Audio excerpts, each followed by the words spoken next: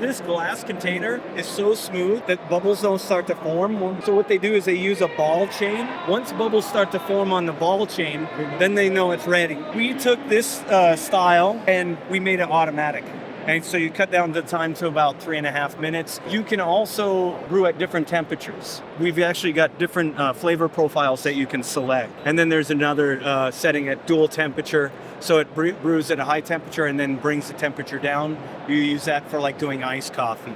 We've got 3 pieces to the vessel here. You've got the mesh filter. Yeah. In traditional style, you'll start with the water on the bottom and the coffee on the top. Ours is kind of inverse. Okay. So we start with the coffee on the bottom and water in the top. So it comes with its own scoop. This is 10 grams for 1 cup.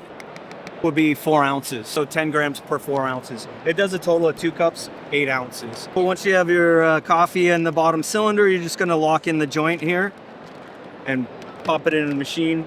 Water in your upper cylinder and then lock that into the joint. As I showed you before, once you lock this into the unit powers on by itself. And then you can select your flavor profiles. We're using a medium roast, and generally for the shows, we just select right down the middle. Then once you've selected, you just hit start.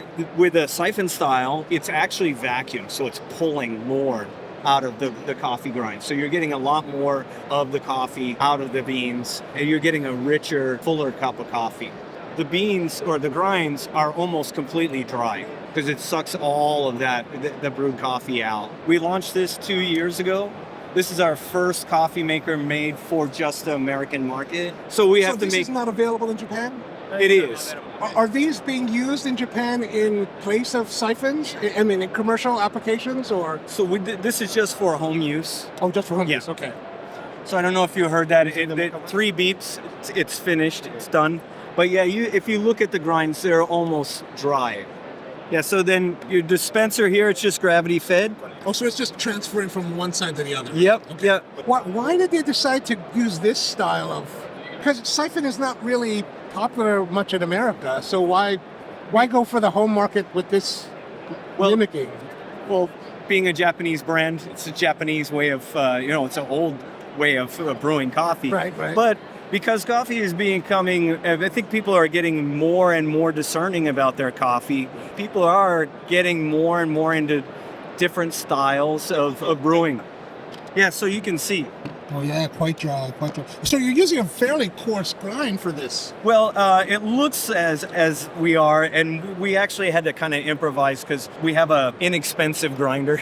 We usually suggest around a pour over, but the grinder that we're using is questionable. Understood. It started off pretty fine, or like relatively like how we wanted it. But towards the end, I don't know what happened, but it got a little more coarse. Gotcha. So it's like a mixture. So what are the settings here, you said? So you have acidic to bitter. Okay, what does that change? When you change them, what does that do? Depending on what you select, it's going to determine the temperature and the steeping time.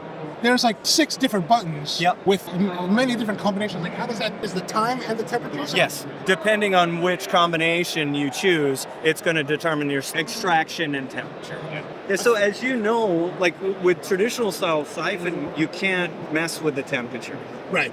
You can do steeping time however long you want, but well, you can change. I mean, yeah, the temperature that it has to be a certain temperature to push it up. But Right. Yeah, for sure. Yeah, so where this obviously you're heating up with this machine, but you're really relying on the pump in the back, so we can mess with the temperature a lot more. Yeah. So when it moves to the top, the pump is pushing it up to Yes. the temperature. Okay. Yeah, so it's actually like forcing it down through the filter. Okay. So it's pushing it down, and there's very and little then up space through here. this tube. And then it's forcing it back up there. Yeah. And the pump comes through this port here you were showing. Right? Yes, exactly. You can see here. Oh, gotcha. Yeah. So the pump and the water is all through these valves here. Yeah. Oh, and now it's done. All right. And now, how difficult is cleaning? Super easy. As I showed you, you know how dry that was. The grinds. It's almost like a espresso puck, where you end up with the grinds here, and you just tap it out. You just rinse it out. All of this is dishwasher safe. If you wanted to throw in the dishwasher, I just rinse it out. Yeah. So this is the fast forward. It does have some of the cleanliness of a regular siphon. That's nice. Yeah, it's going to be a little fuller. What kind of filtration? Oh, just this, right? It's a micro wire mesh. Because there's definitely a little more, for lack of a better term, dirtiness compared to a siphon because it lacks that You don't have the paper cloth filter. Yeah, You don't have the paper filter. Oh, nice, but nice. Depending on your own palate, some people like it. Some people are like, I want it cleaner. Right. And you'll see there. You can see the oils on the top there too. Oh yeah, because it's pulling everything out. Now what is this? This is a new unit that we're going to be launching in September, and it's a hybrid drip immersion. You'll be able to steep your grinds longer. This one here is actually the final prototype that they gave us, because even though they all look similar, the plastic quality is a little bit different on these earlier ones. They're not as shiny, not as nice.